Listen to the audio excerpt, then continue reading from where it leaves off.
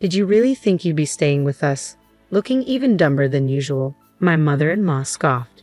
Didn't I tell you it was a family trip? I had been looking forward to this family trip despite the constant harassment. I drove for hours, thinking that staying in a famous hotel would be worth it. But when we arrived, there were reservations only for my in-laws and my husband, not for me. My mother-in-law sighed and told me it was no longer needed and should leave. There I stood, alone in the grand lobby, feeling utterly miserable. My name is Rola, an only child. I lost my father in an accident when I was young, and my mother raised me single-handedly. Now, at 31, I am married and living away from home. I met my husband Jack, who is the same age as me, at work, and we got married. When we were dating, I admired Jack for having strong opinions. I found his decisiveness reassuring. However, after we got married, this very trait began to be a source of my suffering. Growing up, it was just my mother and me helping each other out. This upbringing made me a person who is good at listening and accommodating others. I tend to avoid inconveniencing others or causing conflicts almost subconsciously. Knowing my nature, Jack began making decisions on his own after our marriage, even those important to me. Take work, for instance. While dating, he supported my career, but after marriage, he suddenly demanded I quit. When I didn't agree, he went around telling my in-laws, colleagues, and even my boss that I was quitting. At work, they asked, "Congrats on your marriage. You're leaving at the end of the month, right?" And at home, it was quit already. Tearfully, I gave up my job. Furthermore, one day Jack suddenly decided we were going to move in with his parents. He announced this out of the blue, saying we had to vacate our current apartment this month and start packing immediately. Naturally, I was dissatisfied with Jack's impulsive decisions, but my fear of confrontation prevented me from protesting strongly. Being newly married, I felt my self-esteem erode every time Jack said, "I made the decision because you didn't." After moving in, even my in-laws began to oppress me. I found myself living in a world full of adversaries, following their orders like a puppet. My compliance led to increasingly worse treatment, and the harassment at my in-laws' house quickly escalated. I couldn't stand such a life. Within a few months of moving in, I told Jack I wanted a divorce and planned to return to my parents. Jack shook his head and mocked me. "Do you realize how hard it is to raise a child alone? Your mom gave up her time and love to raise you, and now you want to come back so soon after getting married? Imagine her despair. Well, if you don't care about her suffering, I won't stop you." He left, ending the conversation and leaving me unable to respond.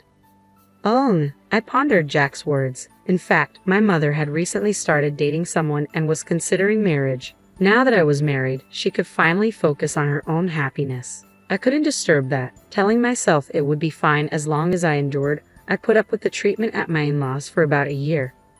Then one day, Tom suggested we go on a family trip. This was my first trip since getting married, but considering how I'd been treated so far, I expected to be used for chores like carrying luggage and souvenirs. However, the thought of eating a meal prepared by someone else made me a bit excited. At my in-laws, I was always left behind to look after the house while the three of them dined out. Maybe I could enjoy a long, warm bath at the hotel, I thought, as I listened to the three of them excitedly discussing which hotel to choose. I made my choice with a small glimmer of hope in my heart. On the day of the trip, I was naturally assigned to be the driver. It was fine by itself, but Jack and Tom, despite having licenses, didn't offer to take turns, leaving me to drive the long journey alone. Our breaks on the way were rushed to fit their schedule, and by the time we arrived at the hotel, I was exhausted, barely managing to pull Mary's large suitcase inside. The hotel, being luxurious, shone with its beautiful interior and soft lighting. I took a deep breath, soothed by the elegant fragrance enveloping the lobby, looking forward to the extraordinary time I was about to spend. Having held a steering wheel for hours, my eyes were tired, and my back and legs ached considerably. I wanted to quickly get to my room and stretch out without anyone watching, but I knew they would probably drag me out for sightseeing, disregarding my exhaustion, just using me as a porter. I moved quietly, careful not to be noticed by Mary, who was busy taking photos of the paintings and flowers in the lobby. As I waited, Mary happily snapped pictures here and there. Jack, apparently done with checking in, called her over with a gesture. Tom, standing next to Jack and proud of his hotel choice, was smiling in a way I had never seen before. I hurried over to them, pulling Mary's suitcase, thinking it would be nice if the three of them stayed in a good mood during the trip. When I reached the counter, Mary took the suitcase, saying, "That's enough. What followed next was unbelievable. You can go back now, but be here around 10 o'clock a.m. the day after tomorrow, Mary said. Excuse me, I replied, confused. I stared back at Mary, dumbfounded. She burst out laughing, looking even dumber than usual. Did you really think you'd be staying with us? Didn't I tell you it was a family trip? As I stood there, unable to articulate my confusion, Tom and Jack, who had started walking a few steps ahead, turned back. Jack sneered nastily while Tom tilted his head mockingly and said, "Come on, a lowly woman raised by a single mother surely doesn't think she can stay in such a luxurious hotel with us, right? You should be grateful just for being allowed into the lobby. A first-class hotel indeed has a big heart." Tom clapped his hands, clearly pleased. From the corner of my eye, I saw other guests and staff watching us, and I looked down in embarrassment. Seeing this, Jack laughed through his nose, saying it was useless to cry. "We're a family of 3, so it's only natural we booked for 3, right? You're an adult. If you wanted to stay, you should have booked your own room, though I doubt such a famous hotel would have any vacancies now." After ridiculing me to their heart's content, they said, "We'll call you when we're ready to leave, so wait nearby and be ready to pick us up," and left for their room. Once they were out of sight, I felt my strength drain away, and I collapsed into a nearby chair. Even the luggage, which was only a third of Mary's, felt incredibly heavy. I sighed deeply, expelling all the negative emotions within me, and stood up to leave the place. A staff member who saw me getting up came over at a brisk pace and kindly offered me a place to rest in a sofa area tucked away in the back of the lobby. After resting for a while, I went to thank the staff member, who then relayed Tom's words to me. Apparently, Tom had said that I would pay, but having seen our earlier interaction, the staff member hesitantly suggested that I discuss it again with the staying guests and combine it with the checkout payment as part of the hotel service. After driving alone for several hours, I finally returned home and suddenly found myself overwhelmed with tears. I cried, not knowing if it was out of sadness or frustration for being told to my face that I wasn't part of the family and for being belittled for being raised in a single-parent household. I don't know how long I cried, but after a while, I realized something important. I was all alone now, lonely but free from people who had criticized my upbringing or hit me for being slow at chores. No matter what I did or didn't do, there was no one to say anything. It was a refreshing feeling. If I was forced to quit my job, I could just start a new one. If I didn't want to live with my family or husband, I could just leave. If I didn't want to trouble my mother, I could live on my own. Feeling suddenly empowered, I blocked Mary's number, refusing to run away anymore, and hastily began packing to leave the house. 3 days later, it was the day my in-laws were supposed to check out of the hotel. Even after the time they were supposed to contact me had passed, no one called my mobile phone. This was because I had blocked not only Mary but also my husband and Tom. Every now and then, I found myself glancing at my phone, but the thought of not having to hear their voices brought a sense of relief. However, I started receiving calls from an unknown number. Curious about the repeated calls, I hesitated. I checked and found out that the number belonged to the police station overseeing the area where the hotel was located. Wondering why the police would call me, I answered and learned that my in-laws had gotten lost in the mountains and were now under their protection. They wanted me to come and pick them up. It seemed that the 3 of them, unable to contact me due to my call block, had to pay their own hotel bill. However, with no car to pick them up, they were left without a way to return home. They decided to head to the train station, but because they had indulged in various additional services during their stay, they had incurred substantial expenses. To save on taxi fare, they decided to walk to the nearest town. However, they took a shortcut and ended up getting completely lost in the mountains. Luckily, they were in a place with cell signal and were quickly rescued. But they were furious, blaming me for abandoning them, as the police officer informed me with a rueful smile, thinking they should have just made their way back on their own since they had safely descended the mountain but lacking both money and energy. The 3 of them, unable to contact their quarrelsome wife, asked the police to intervene. I resigned myself to the fact that they were, after all, family and went to pick them up. Upon meeting, they were furious, but I was no longer intimidated. I ignored Jack's mother while thrusting divorce papers at Jack. When I indicated my intention to divorce, Jack sneered arrogantly and raised his fist but restrained himself, realizing we were at the police station. Seeing the police officers in his line of sight, he must have realized he couldn't do anything foolish. He then tried to laugh it off and play down the situation. Just kidding. Are you still angry about the other day? She really holds a grudge, you know, he said. The officer present started persuading me to reconsider the divorce, but I was firm in my decision and declared that I would leave them there if Jack did not sign the divorce papers. Reluctantly, he signed. As we left the police station, I found myself surrounded by Jack and the others. How dare you, as his wife? Not only did you not come to pick us up, but you also didn't pay for the hotel. Who do you think provided you with a life of food, clothing, and shelter? Mary fumed, demanding I put her suitcase in the car. I used to shrink under their accusations, but now I knew I didn't have to. You just signed the divorce papers, right? So we're strangers now. I have no obligation to help you, I said firmly. Jack lunged at me in anger, but my mother intervened. When I left home, I hadn't told her why I needed to stay for one night, but she became concerned because of my many belongings, and I ended up telling her everything.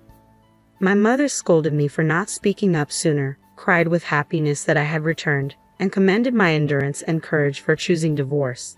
The in-laws, surprised by my mother's presence, openly questioned why she was there. My mother boldly replied that she came to see the people who had made her daughter suffer. But Jack and his family looked down on my mother as they had on me, only laughing mockingly. They even began demanding compensation from me. You left us in a remote hotel, knowing we'd be in trouble. The worst part is on you. We were humiliated, they said. But I stood my ground, resolute in my newfound strength and freedom.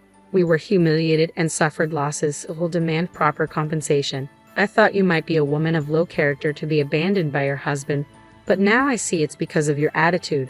It's your mother's fault for raising you this way. You both are responsible and will pay, Mary said, directly insulting my mother. Furious at Mary for insulting my mother, I was about to step towards her, but my mother held me back by the shoulder and responded to Mary with a smile. You should remember that my husband died, but I suppose someone who expects their daughter to pick them up after such behavior wouldn't remember. Sorry, I misunderstood you. My husband passed away in a traffic accident, my mother replied in a low, firm voice I had never heard before. Startled by my mother's assertiveness and realizing they were being mocked, Jack's face turned red with anger and he almost attacked her. Then a man rushed over to the scene. My mother's new husband, my new father, whom she had married last month. Without paying any attention to Jack and the others, he calmly said, "Now that she's divorced, she's a stranger to you, so let's go home," and urged my mother and me to get into the car. His appearance agitated the in-laws, especially Jack, who was stunned and in disbelief. It made sense as Jack knew my mother's new husband. He was the manager of a company that placed large orders with Jack's workplace every month. Jack, as the contact person, visited his company twice a month, so they had met several times a year. "So, you were my daughter's husband," he said, clearly recognizing Jack as an enemy to his daughter. Jack, realizing he was recognized, tried to laugh it off and started apologizing to my mother, but my father ignored him. He smiled only at my mother and me, urging us to get into the car before quickly driving away. On the way home, my father spoke to my mother. "That was unpleasant, wasn't it? He apologized to us, but not to our daughter," he said. I realized then that Jack hadn't even said sorry to me. Since then, Jack has been contacting me repeatedly, begging for reconciliation and apologizing. Apparently, my father's company had stopped doing business with Jack's company, blamed for losing an important client, and isolated at work. Jack was at risk of having to resign. He insisted it was all my fault and that I should apologize to renew the business relationship. But my father had never mentioned the business deal, not from the beginning to the end. He had not stopped a deal because of the issues between me and my in-laws. Jack blames me, but he had brought this result upon himself. When Jack visited my father's company to apologize, he begged the contact person to call my father to the scene and then apologized there. Jack, under the misconception that I had influenced my father to stop the business dealings, desperately pleaded with my father's company's contact person and other employees, begging them not to end the trade.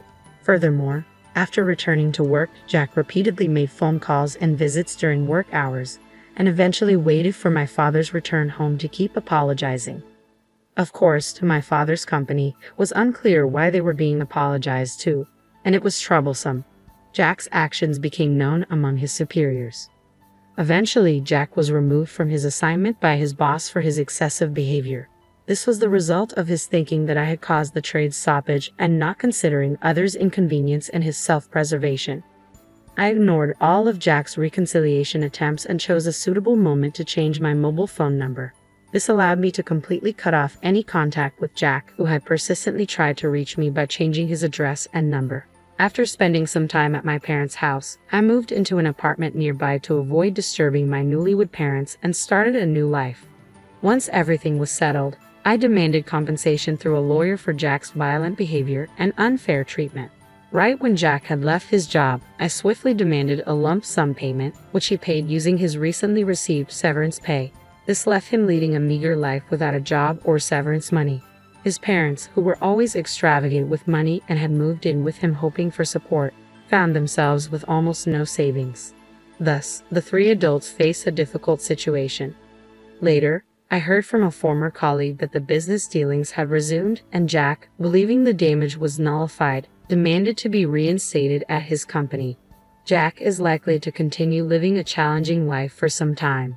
On the other hand, free from my in-laws, I started a job through my father's introduction. The new workplace is a subsidiary of my father's company where a position had just become available due to someone's retirement last month. However, as a new employee, I am still trying to remember the names and faces of my colleagues and superiors, and there's much about the job that I don't understand yet. Despite the increased busyness, being treated as an individual has made my life feel fulfilling. I hope to continue at this pace, forget about Jack and his family, and move on with my new life.